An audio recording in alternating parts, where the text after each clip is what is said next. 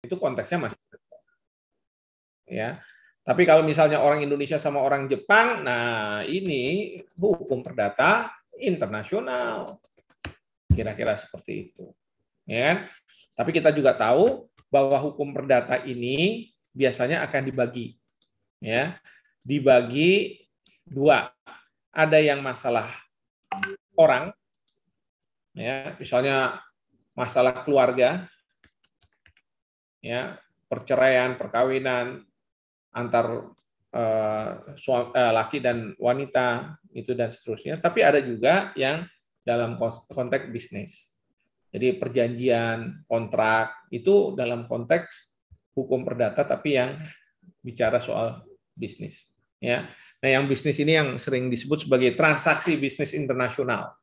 Ya, oke. Tapi yang kita bahas malam ini adalah ini nih, hukum internasional. Ya kan? Nah, hukum internasional ini cerita tentang apa? Memang karena ini hukum publik ada bau-bau negara tadi kan, hukum pidana yang membuat aturan tentang apa itu jahat negara, yang menegakkan negara, hukum tata negara, apalagi hukum tata negara, ya kan? Di situ negara diwakili oleh pemerintah dan kemudian ada rakyat gitu. Hukum administrasi negara juga seperti itu. Tapi kalau kita bicara hukum internasional, maka yang menjadi pertanyaan kalau negara sama negara, ya, bagaimana aturannya? Masa nggak ada aturannya, gitu kan? Kira-kira seperti itu. Oh iya ada aturannya, ya. Nah ini yang kita bicara dalam konteks hukum internasional. Awalnya subjek hukum internasional memang negara, ya. Sebenarnya sebelum negara pun namanya bangsa. Karena kalau misalnya negara itu kan baru berapa ratus tahun yang lalu. Tapi kalau misalnya kita bicara bangsa, itu sudah sejak awal, gitu ya. Jadi kayak misalnya kita nih orang Indonesia dengan Malaysia, kita satu bangsa sebenarnya, satu rumpun, ya. Tapi secara negara kita beda. Karena apa? Malaysia dulu dijajah oleh Inggris, sementara kita dijajah oleh Belanda. Sehingga berdasarkan prinsip uti possidentis juris, ya, negara yang baru itu akan mewarisi wilayah dari penjajahnya. Ya kan? Nah, ini harus belajar nih kayak begini-beginian. Jangan nanti ngah-ngoh gitu kan. Apa ini lulusan fakultas hukum nggak jelas gitu kan. Nah, pokoknya saya minta adik-adik sekalian harus belajar yang serius. Ya, kalau belum belajar. Saya dulu juga kayak begitu. Belajar serius, pergi ke perpustakaan, baca sebelum kuliah dimulai. Jadi kuliah sebelum dimulai, masih masa liburan, saya belajar, saya cari buku. Taunya dari mana, Bro? Taunya dari senior-senior itu. Saya minta pinjam dari senior, pinjam dong bukunya. Buku pegangannya apa? Oh, ini bukunya ini. Cari di perpustakaan. Ya kan? Cari di toko buku, baca sendiri. Ya, halaman pertama langsung baca, ngantuk, tidur. Besoknya dicoba lagi. Halaman kedua, ngantuk, tidur gitu kan. Nggak apa-apa. Tapi yang penting selesai liburan sudah satu buku dibaca, tapi nggak ngerti, gitu ya. Nah, di situ saya paksakan diri, duduk di depan, biar apa? Biar ditanya sama dosen-dosen, ditanya oleh dosen. Kalau udah ditanya sama dosen kan kita harus siap. Ya. Nanti dosen menjelaskan kita lihat, iya ya saya pernah baca di mana? Oh iya di sini. Oh iya ya. Nah, nanti kalau udah kuliah selesai, pinjam ke teman-teman, pinjam dong catatan, karena saya ini tipe yang kalau mendengarkan sesuatu nggak bisa nyatet, nggak multitasking, ya. Tapi teman-teman saya yang perempuan biasanya catatnya bagus. Nanti saya pinjam. Nah, pinjam sampai di rumah, baca buku, lihat catatan. Nanti kita supaya paham dibuat kayak gini nih, skema kayak begini. Oh ini gini ceritanya. Oh ini kayak begini. Udah ketik lagi ulang, kayak buat diktat. Jadi tanpa perlu kita menghafal, udah ada di kepala kita. Ya, dan ini investasi. Hari ini kalau saya nanti ikut ujian, saya dapat A. Tapi karena ilmu ini ada di kepala terus. Ya, besok-besok kalau seminar, ya asal jangan sama pintar hukum aja gitu ya. Nah, bayarannya berapa juta, sekian. Tapi ilmunya sama waktu S1 dulu. Ya kan? Tapi harganya udah lain, bukan A lagi. Nah, 10 juta, apalagi kalau jadi ahli di luar negeri lagi, pakai bayarannya dolar. Wah, suka saya tanya, Ya, kalau saya jadi ahli di luar negeri, ini pakai bahasa apa? Bahasa Inggris lah, Prof. Ini kan di luar negeri. Kenapa Prof tanya-tanya? Ya, enggak, supaya saya tahu fee saya nanti bahasa Indonesia atau bahasa Inggris. Ya kalau bahasa Inggris ya fee-nya juga dalam bahasa Inggris, ya kan? Dolar. Masa kita ngomong casisus pakai bahasa Inggris dikasihnya rupiah, udah nggak bener aja itu. Solim namanya ya. Nah, jadi suruh-suruh sekalian. Jadi dari belajar waktu saya investasi itu, jadilah itu. Walaupun saya tahulah di Indonesia ini kadang-kadang ada peribahasa kan yang bilang bersakit-sakit dahulu, bersenang-senang kemudian, ya. Itu tidak berlaku di dunia kita, dunia hukum kita hari ini. Ya, saya minta adik-adik rubah itu peribahasa. Yang sekarang terjadi adalah bersakit-sakit dahulu, sakit terus sampai hari ini. Yang bersenang-senang dahulu, teman saya main kartu, kalau misalnya kelas ada, malah dia main kartu, ketawa-ketawa di kantin, macam-macam gitu kan. Bersenang-senang dahulu sampai sekarang senang terus. Iya, karena apa? Advokat yang laku katanya advokat yang bukan tahu hukum. Dulu saya pernah jadi advokat tahu hukum, kalah terus. Ya.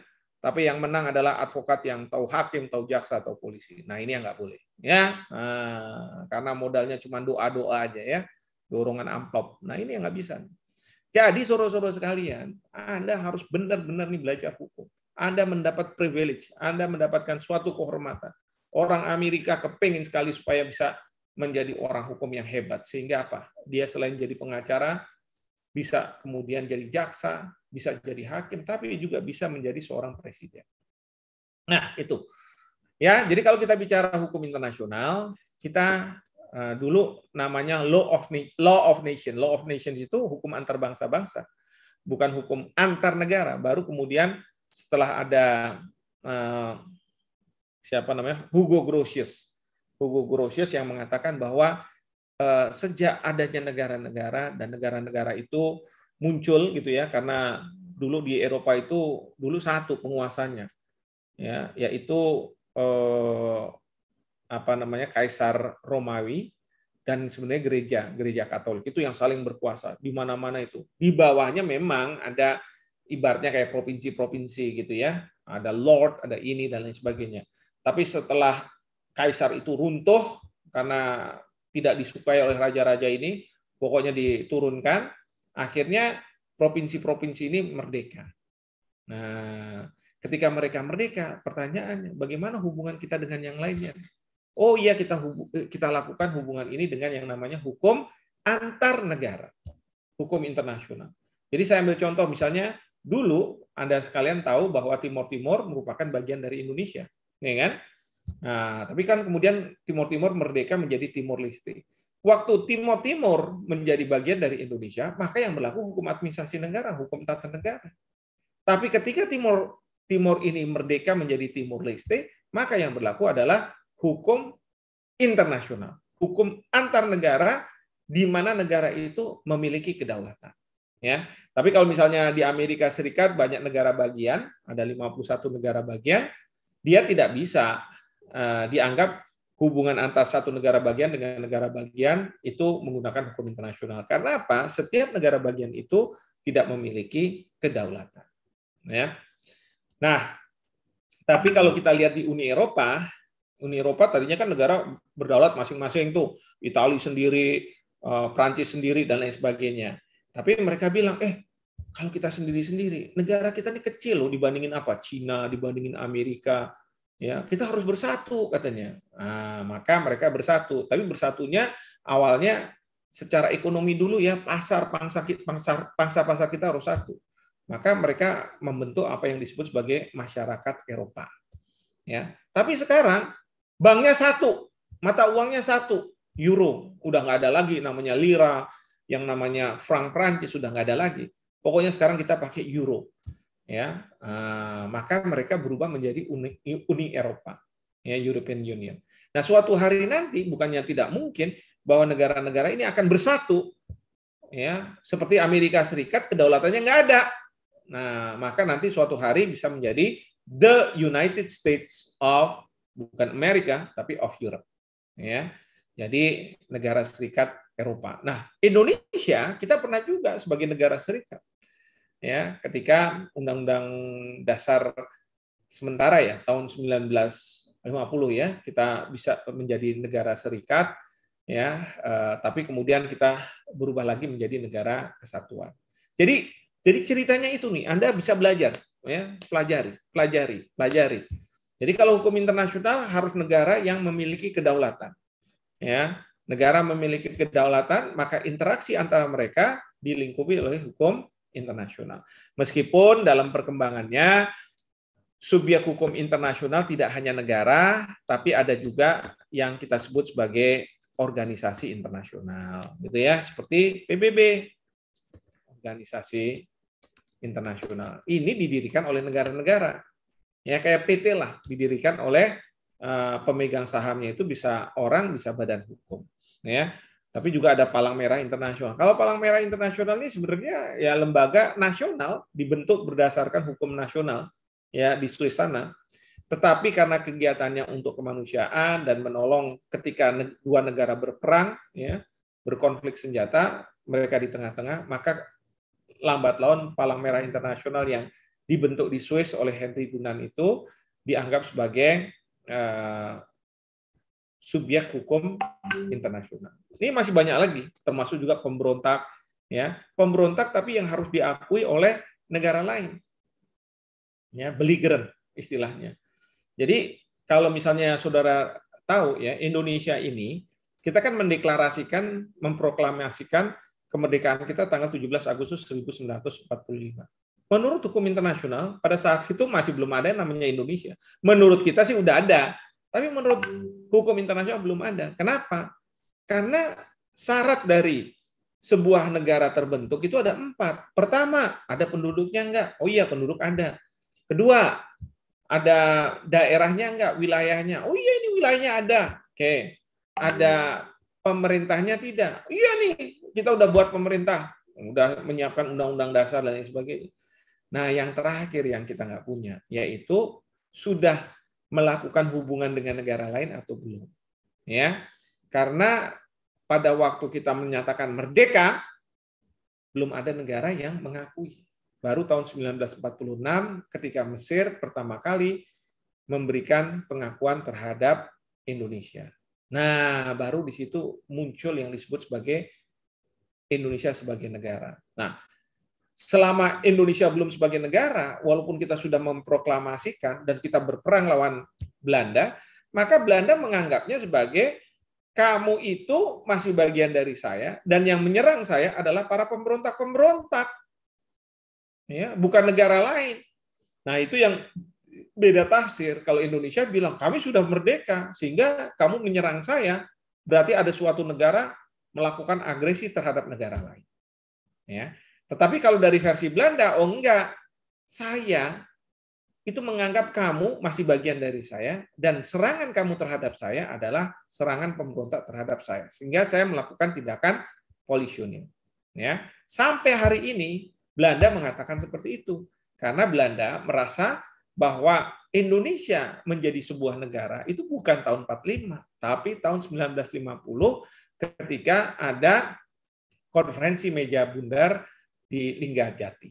Ya, disitulah pemerintah Belanda memberikan kemerdekaan. Tapi kita nggak mengakui orang kita udah merdeka, ngapain katanya.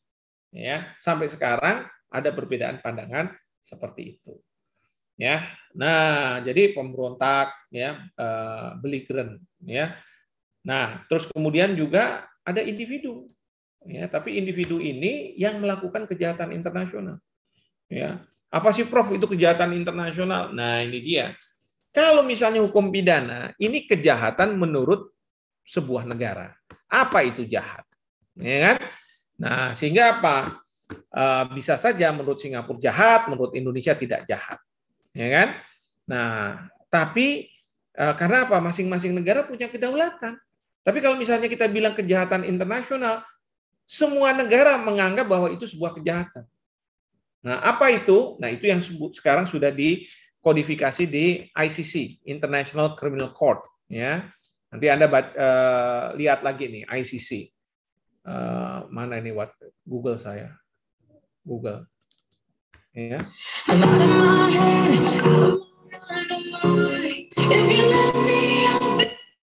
Sebentar. Oke.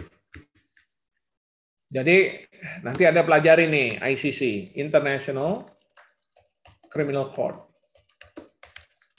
Ya kan? Nah, ICC ini ya ini cerita tentang kejahatan internasional. Apa aja sih Prof kejahatan internasional? Prof baca ngomong-ngomong kejahatan internasional. Oke, saya tunjukkan ya. ICC Statute, Rome Statute. Ya, ini di pasal 5 itu dijelaskan apa itu kejahatan internasional. Ya, di pasal 5. Mana pasal 5 saya? Enggak keluar. Ini mohon maaf ini signalnya nggak bagus nih kayaknya. Sebentar ya, saya pindah ini dulu nih, WiFi dulu.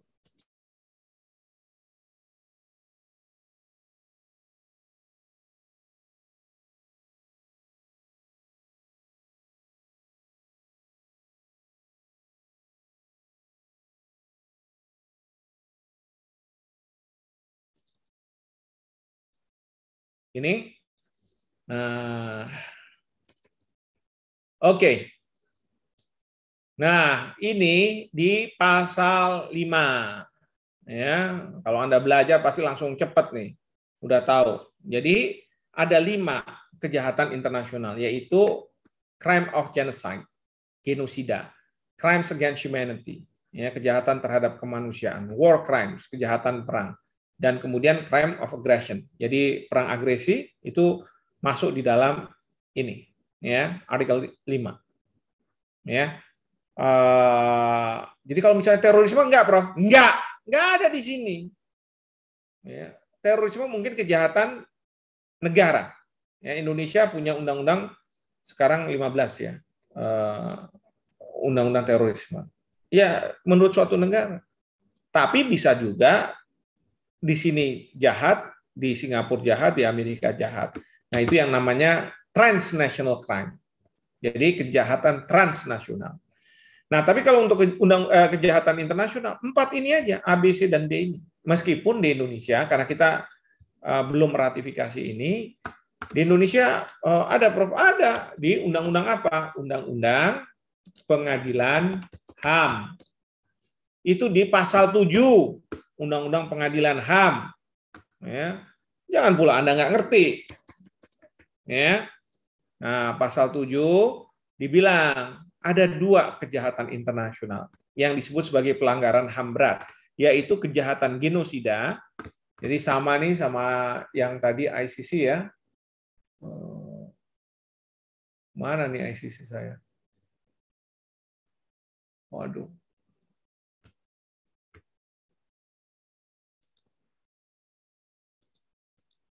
Nah, ini dia. Ini kan the crime of genocide, genosida, dan kemudian kejahatan terhadap kemanusiaan. Ya, ini crimes against humanity. Tapi yang C dan D nggak ada di Indonesia. Ya, war crimes dan crime of aggression.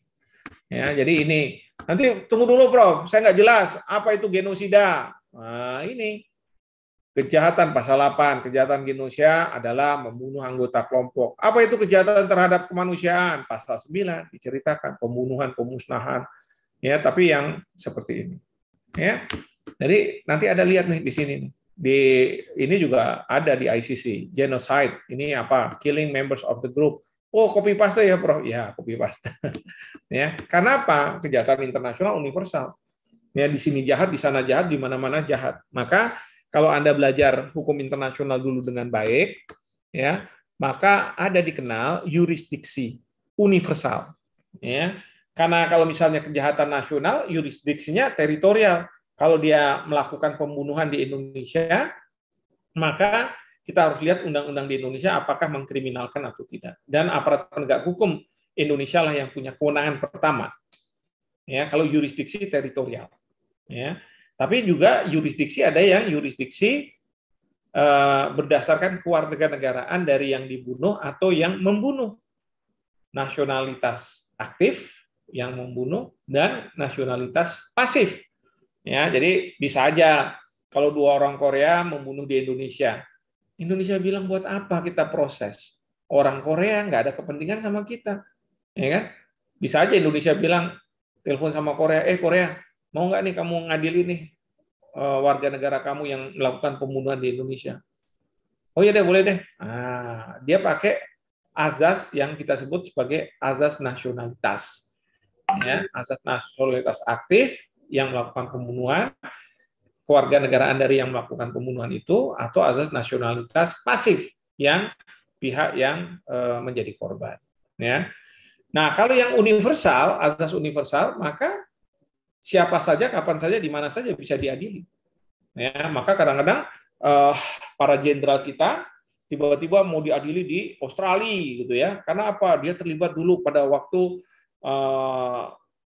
beroperasi di Timor Timur. Dia dianggap melakukan pembunuhan terhadap kelompok dan lain sebagainya. Ya, misalnya saya ambil contoh Pak Sutioso. Sutioso mantan gubernur DKI yang dulunya menjadi tentara aktif, ya itu dipermasalahkan tuh. Ya, jadi Sutioso Australia dipanggil polisi. Nah, Sutioso ditandatangani polisi Australia. Ini nih, ya, ini tahun berapa nih? 2007. Anda bisa baca nih. Nah, kalau misalnya Anda bilang, wah, Prof punya pendapat nggak terkait ini? Ada pendapat. Sutioso, ya, polisi Australia, Hikmahanto, coba ya, kita lihat Hikmahanto ada. Nah, Hikmahanto ya, permintaan tidak cukup, ya kan? Ini apa? Ayo, padahal permintaan maaf bukan jaminan kejadian sebab tak bakal. Ada di sini. Ya. Jadi kalau kita jadi pakar itu, jadi guru besar itu harus bermanfaat untuk kanan kiri kita. Caranya gimana? Caranya kita harus memberikan pandangan-pandangan kita. Oke. Nanti Anda cari sendirilah. Nah, jadi seperti itu. Nah, mudah-mudahan dengan Anda tahu pembagian ilmu hukum seperti ini, ya, jadi Anda tahu nih. Oh iya, gimana caranya Prof supaya tahu nih? Gampang, kita lihat subjek hukumnya. Kalau dulu saya, subjek hukum itu siapa? Wah, dulu guru PIH saya, pengantar ilmu hitam itu, bilangnya adalah orang dan badan hukum. Mana ada, saya bilang, salah. Marah saya sama dosen saya. Tapi enggak, waktu jadi mahasiswa enggak boleh marah. Ya, marahnya kalau udah jadi profesor. Gitu ya. Kalau jadi mahasiswa, kita marah sama dosen kita nggak lulus nanti. Ya. Jadi saya bilang, setelah saya pelajari, ternyata kalau kita bicara subjek hukum, setiap cabang ilmu hukum ini, dia punya subjek hukum mereka masing-masing. Ya. Nah, kalau kita bicara hukum perdata, maka subjek hukumnya adalah orang dan badan hukum. Nah, kalau hukum pidana gimana, Bro? Kalau hukum pidana, subjek hukumnya adalah negara. Tadi yang menentukan jahat atau tidak, negara. Yang menangkap, negara. Polisi kan, Kepolisian Republik Indonesia, Kejaksaan Republik Indonesia. Kalau kita nangkap-nangkap aja sih, nanti kita dituduh melakukan penculikan. Nah, negara dengan siapa? Dengan yang namanya pelaku tindak pidana. Siapa itu pelaku tindak pidana? Dulu itu adalah orang. Hanya orang. Kenapa hanya orang? Karena dia yang bisa punya niat jahat.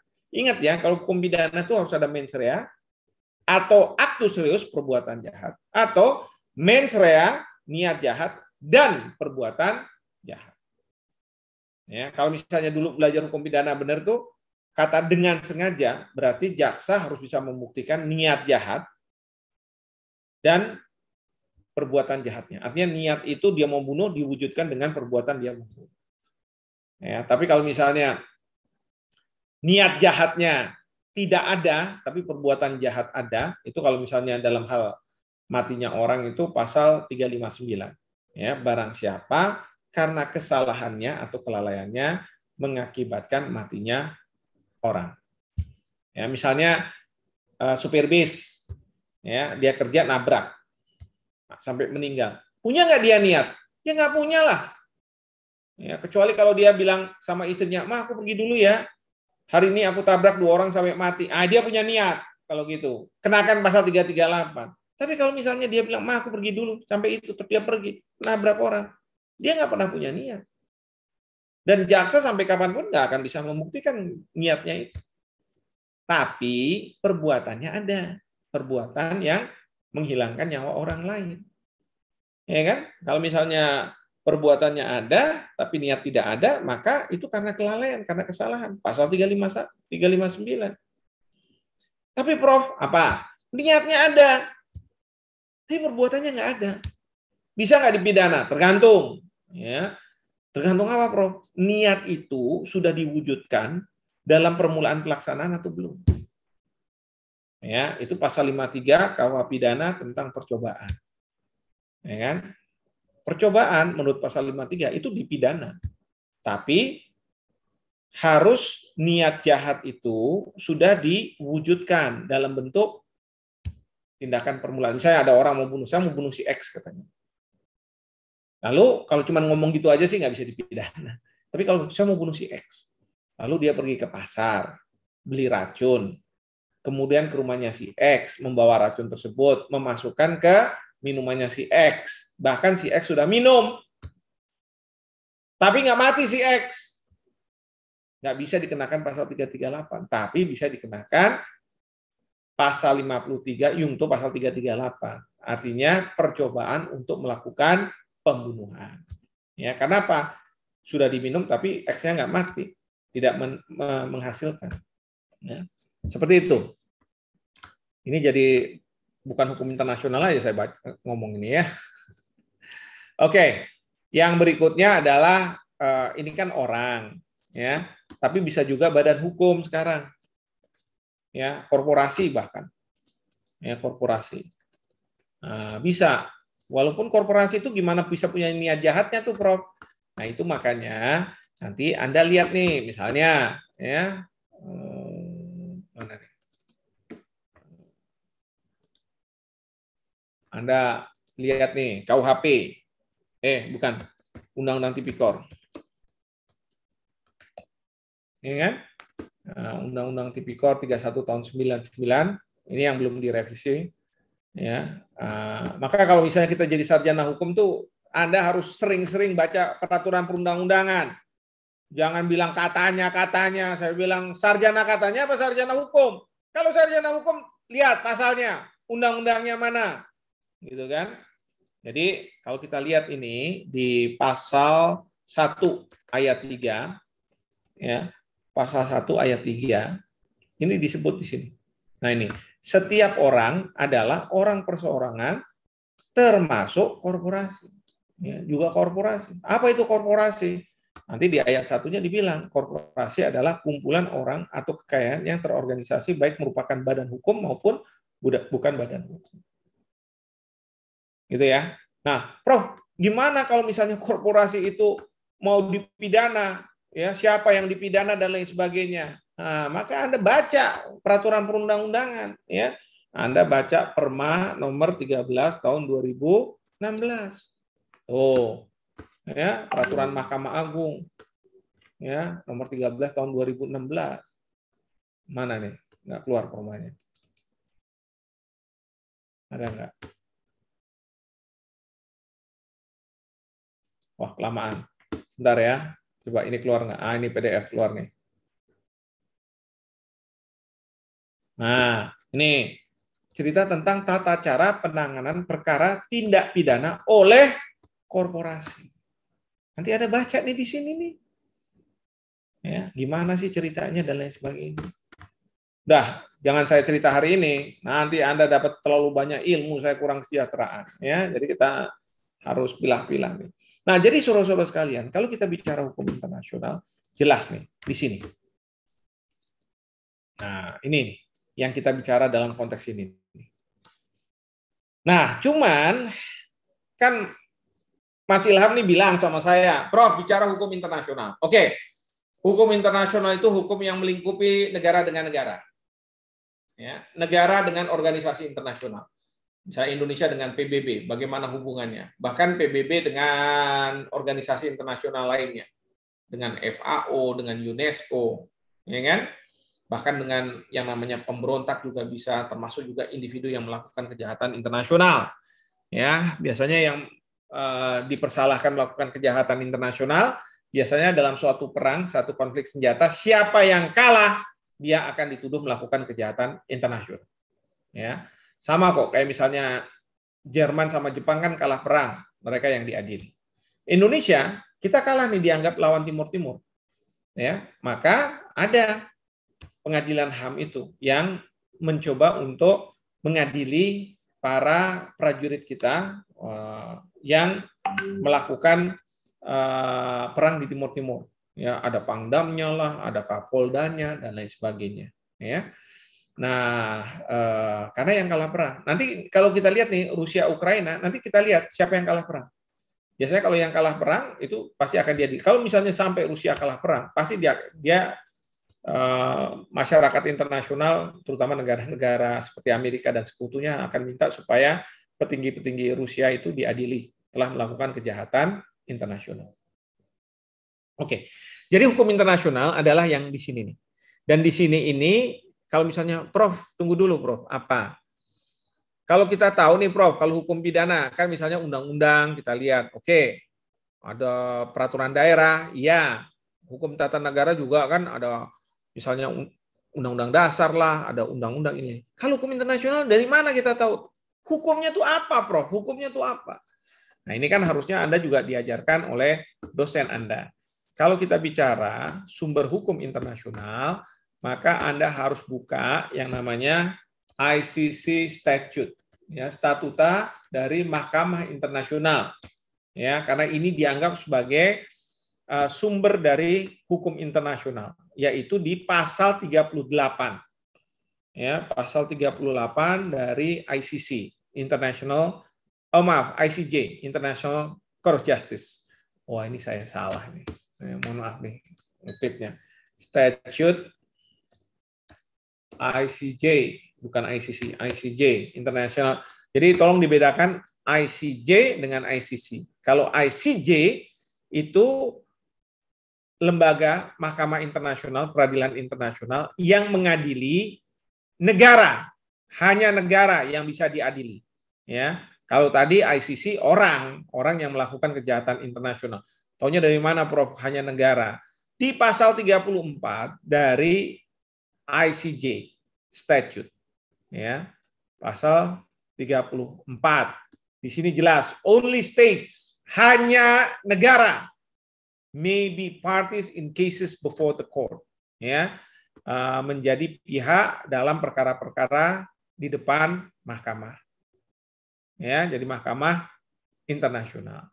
Nah, lalu kemudian kalau sumber hukumnya bagaimana Mahkamah Internasional memutus suatu perkara? Nah, ini didasarkan pada pasal 38, ya. The court, katanya, mahkamah, whose function is to decide, ya, fungsinya adalah memutus in accordance with international law, sesuai dengan hukum internasional, such dispute as are submitted to it shall apply, wajib menerapkan ini International Convention, perjanjian-perjanjian internasional, international treaties, ya. Nah, yang kedua, kebiasaan hukum internasional. Jadi kalau misalnya di Indonesia, Prof, kita sumber hukumnya apa? Sebenarnya dua, peraturan perundang-undangan dengan putusan pengadilan. Walaupun ada yang bilang doktrin dan lain sebagainya, tapi prinsipnya adalah orang dinyatakan bersalah itu didasarkan pada putusan pengadilan, ya. Karena kita negara kontinental, putusan pengadilan.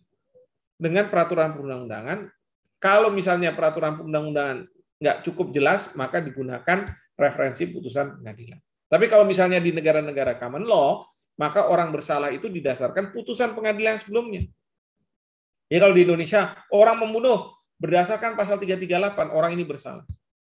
Tapi kalau di Amerika, kita bilang berdasarkan orang ini bersalah berdasarkan putusan pengadilan tahun sekian ini antara negara itu maksudnya jaksa melawan si X.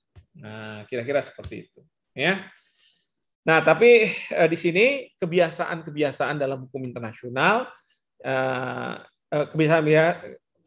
kebiasaan internasional, ya, itu bisa menjadi sumber hukum internasional. Lalu kemudian prinsip-prinsip hukum umum, ya, prinsip-prinsip hukum umum yang diakui oleh civilized nation, negara-negara yang beradab. Ini kan tahun 44 ya dibuatnya. Jadi negara-negara beradab itu maksudnya negara-negara Eropa. Kenapa? Karena Indonesia pada waktu itu masih belum dianggap beradab. Ya, kita pakai hukum, aturan-aturan yang ya tidak sesuai dengan peradaban ketika itu, yaitu peradaban Eropa. Ya, tapi sekarang kan dipertanyakan, emang cuma orang Eropa aja yang beradab, emang kita nggak beradab atau gimana? Kan gitu. Nah, terus kemudian yang D ini istilahnya sumber hukum yang sekunder, ya, yaitu putusan-putusan pengadilan, termasuk juga para ajaran-ajaran para ahli, ya, yang highly qualified. Jadi saya selalu bilang kalau yang D ini, ya, itu ibaratnya kayak kita membaca jurnal dan lain sebagainya. Ya, jadi saya ini kebetulan pakai kacamata. Kalau saya nggak pakai kacamata kabur. Sama hakim itu kalau dia melihat pasal kadang-kadang kabur. Ini maksudnya pasal ini apa sih? Nah, untuk memudahkan dia memahami, dia menggunakan nih. Oh, putusan-putusan sebelumnya. Atau dia membaca jurnal-jurnal yang mengatakan begini. Oh, semakin jelas. Atau misalnya kalau di Indonesia ada keterangan ahli, ya, ahli hukum untuk menyampaikan ini maksud dari aturan ini, maksudnya seperti ini Pak Hakim, Bu Hakim, gitu ya. Nah, jadi seperti kacamata. Ya. Oke.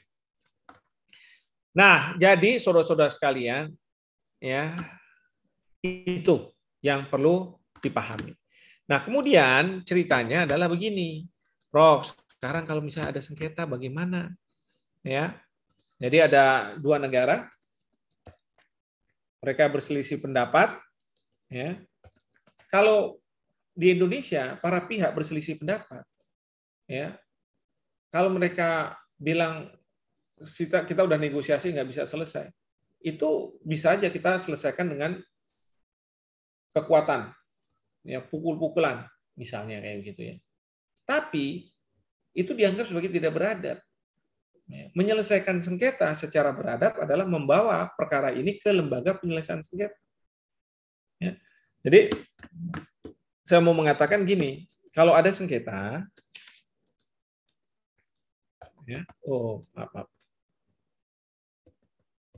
kalau ada sengketa, maka pertama yang harus digunakan adalah yang kita sebut sebagai musyawarah mufakat. Bahasa Inggris itu amicable settlement, ya, penyelesaian damai, musyawarah mufakat atau penyelesaian damai, amicable settlement.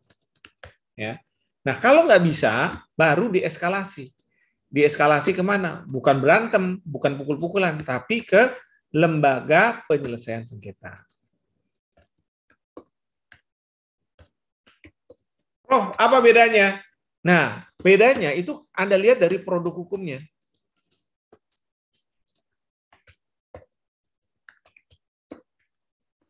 Jadi kalau misalnya musyawarah mufakat, produk hukumnya itu adalah kesepakatan, perjanjian damai. Kesepakatan damai.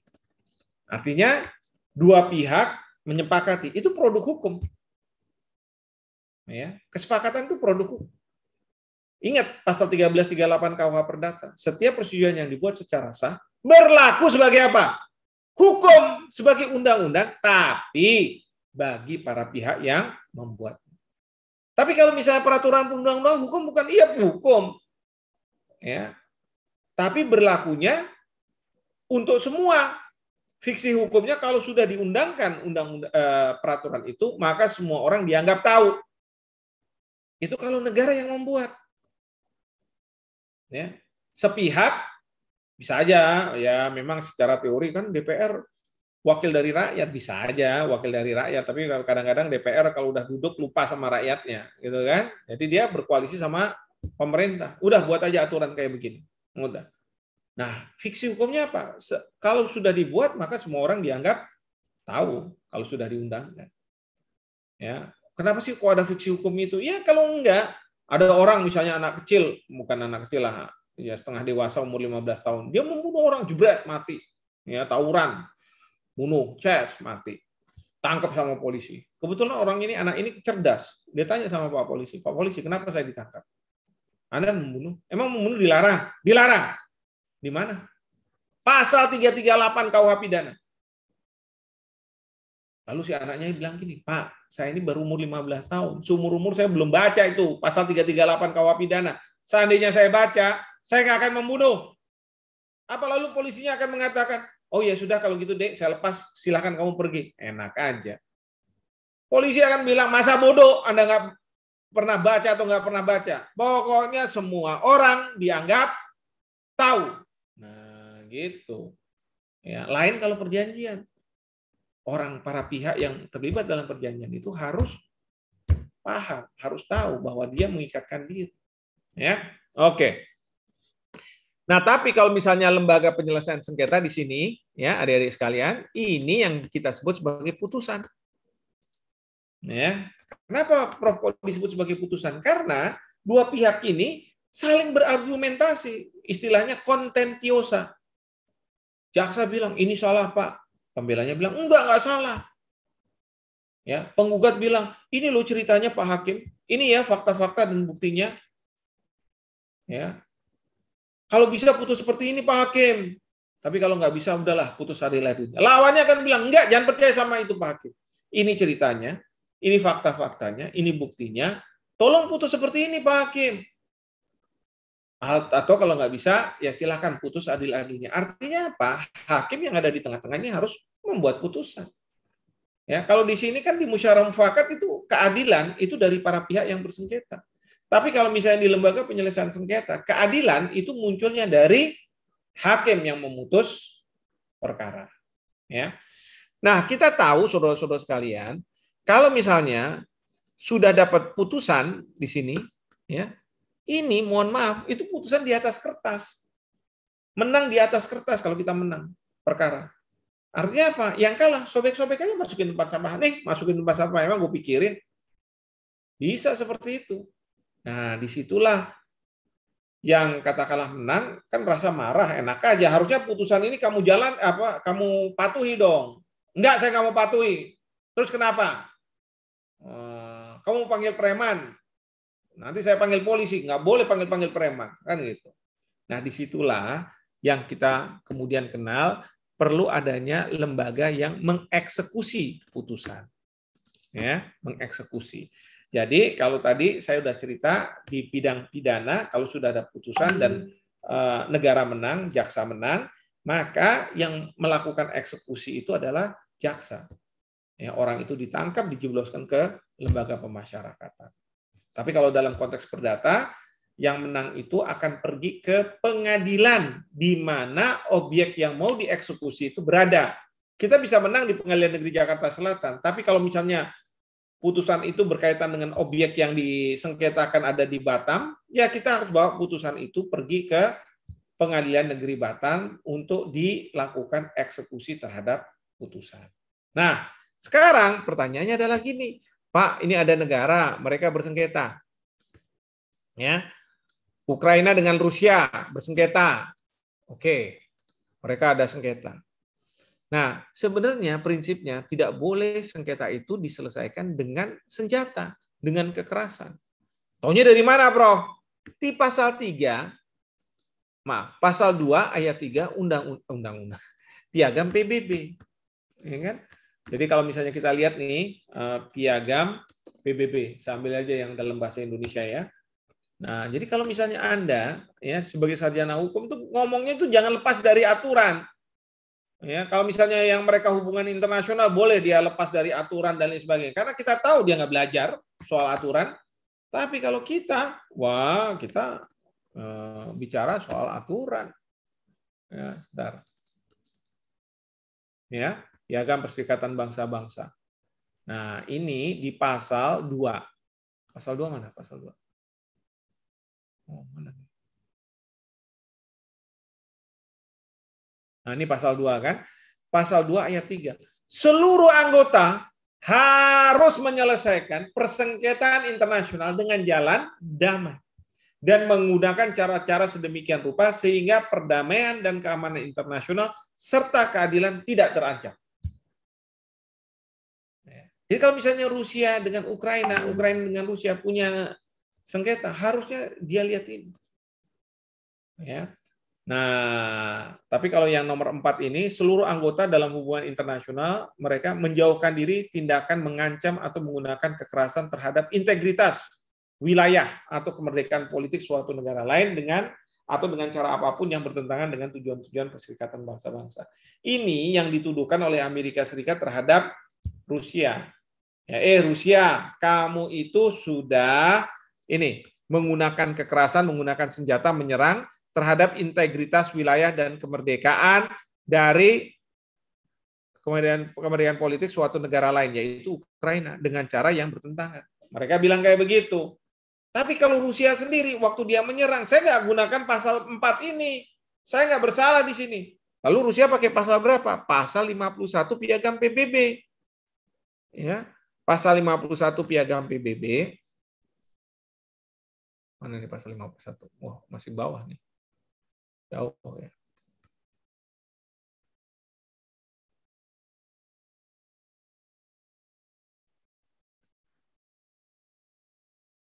Pasal 48. Pasal 51. Nih, di dalam pasal ini tidak ada suatu ketentuan dalam piagam ini yang boleh merugikan hak perseorangan individu dari suatu negara atau bersama kolektif untuk membela diri.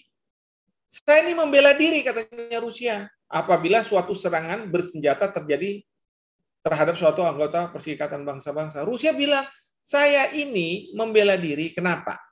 Pertama adalah waktu dia menyerang di Donbas, di perbatasan Rusia dengan Ukraina, dia bilang bahwa di sana ada warga negara Ukraina yang masih menggunakan bahasa Rusia, mempraktekkan budaya-budaya Rusia. Ya, karena dulu Ukraina itu ya bagian dari Uni Soviet. Bahkan Gorbachev itu ya dari Ukraina. Jadi mereka bilang masyarakat yang di sana yang jadi warga negara itu diserang. Nggak boleh lagi pakai bahasa Rusia dan lain sebagainya. Akhirnya mereka berontak, membuatlah sebuah negara, yaitu Donetsk dan Luhansk. Ya, mereka menyatakan merdeka, katanya gitu ya. Wah, Ukraina tambah marah, diserang lagi. Ya, nah lalu Rusia bilang gini, Luhansk dan Donetsk sekarang saya akui kamu sebagai sebuah negara. Ada pengakuan. Lalu kemudian kita sekarang buat kerjasama di bidang pertahanan. Jadi kalau kamu diserang, berarti serangan terhadap Rusia. Ya, karena Ukraina menyerang Luhansk dan Donetsk, kemudian Rusia bilang, ya saya serang balik kamu, Ukraina. Nah, jadi dia pakai pasal 51 ini. Belum lagi, tunggu dulu. Ini kan di Donbas, di perbatasan antara Rusia dengan Ukraina. Kok tiba-tiba pindah ke Kiev? Kiev itu ibu kotanya. Ya, kalau kita lihat Ukraina, petanya, Ukraine, map, ya, ambillah salah satunya di sini.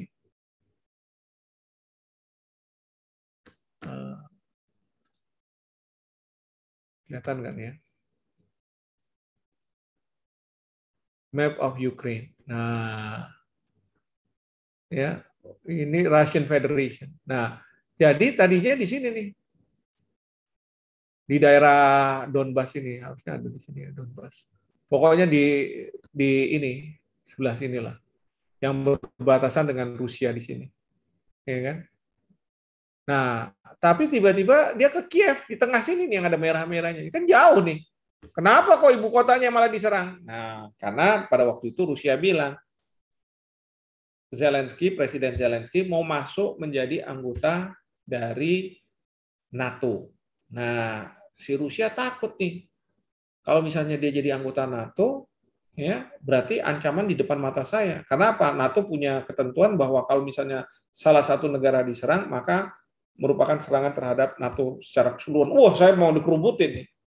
Nah, sebelum dia melakukan itu, lebih baik ancaman itu saya hilangkan. Dengan apa? Saya serang dulu.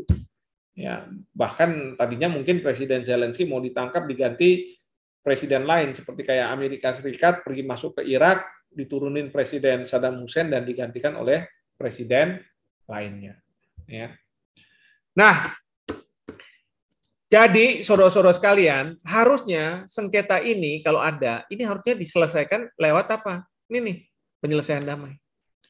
Kalau ini nggak berhasil, harusnya pergi ke Mahkamah International Court of Justice. Harusnya kayak begini. Tapi di lembaga penyelesaian sengketa ini bukan kayak di pengadilan. Kalau di pengadilan kita nggak mau diperkarakan misalnya ke pengadilan, bisa aja penggugat masukin ke pengadilan, nanti kita dipanggil sebagai tergugat. Ya. Tapi kalau misalnya kita bicara lembaga penyelesaian sengketa di sini dalam konteks internasional, maka ini kayak arbitrase. Para pihak harus sepakat. Nah, masalahnya para pihak nggak sepakat. Ya. Sehingga apa? Sehingga ini cara yang tidak beradab yang digunakan, ya, menggunakan kekerasan untuk menyelesaikan sengketa mereka. Ya, intinya siapa yang menang, dialah yang akan menjadi benar. Right is might. Benar itu adalah kekuatan.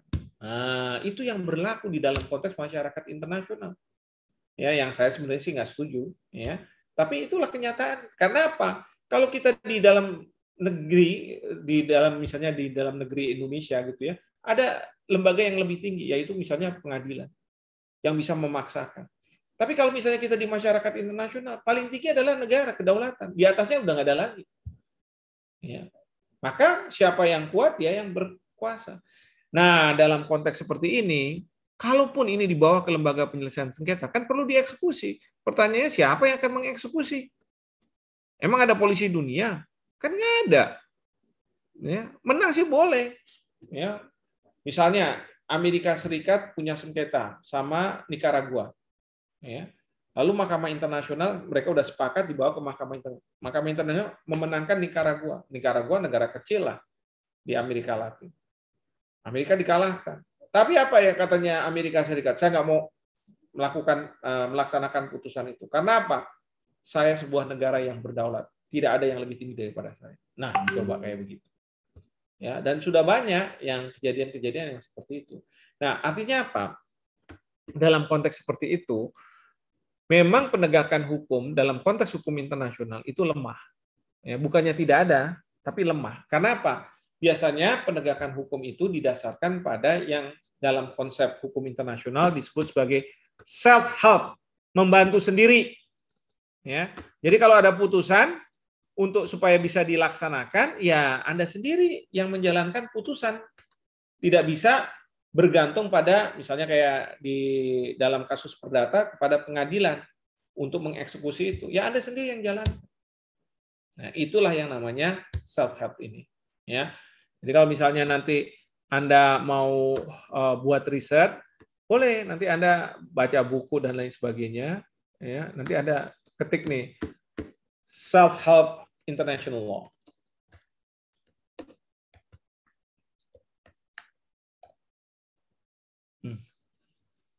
International law. Nah, ini ada for help, self-help, forcible self-help, ya, Wikipedia.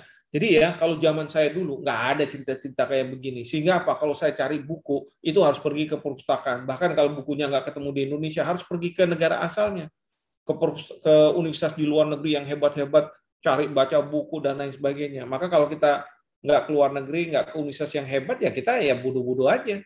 Tapi zaman sekarang, zaman Anda sekalian ini, Anda nggak usah pergi ke universitas yang hebat itu. Anda bisa cari nih di Google gini. Oh iya, saya belajar. Ya kan harusnya generasi sekarang ini, generasi Indonesia lebih hebat daripada generasi saya. Ya. Nah ini nanti Anda bisa baca. Oh ini gimana dan lain sebagainya. Ya. Oke. Ilham, ini saya lihat sudah 1 jam lebih nih saya, jadi saya nggak enak ini. Saya harus akhiri dulu deh, ya. Siapa tahu ada pertanyaan dalam hal ini, mungkin nanti bisa kita kembangkan dari pertanyaan. Baik. Silakan.